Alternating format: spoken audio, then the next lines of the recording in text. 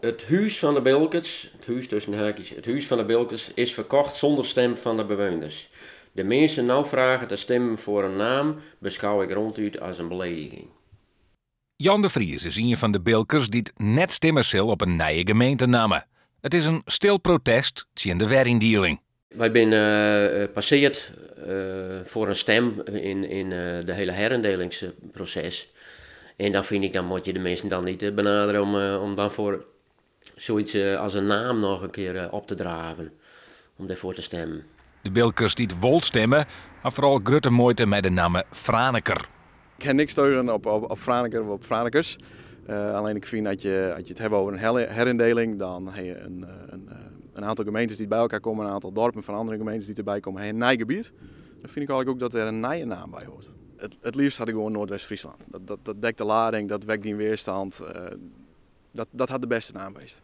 Ook bij streekkranten De Beeldse Post vernemen ze dat het stemmen voor een nieuwe gemeentenaam de mensen in de besnijing houdt.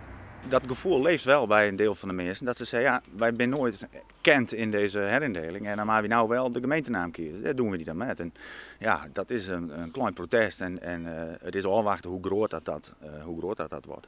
Burgemeester Fred Veenstra van Frensie Tradiel is in het rand van de zogenoemde burgemeesterswissel 2 weken burgemeester op het beeld. Franeker is een van de nieuwe namen dat uit Keersen werk in. Veenstra had een heel oorloerd van de Bilkers, hoe de nieuwe gemeentenamen.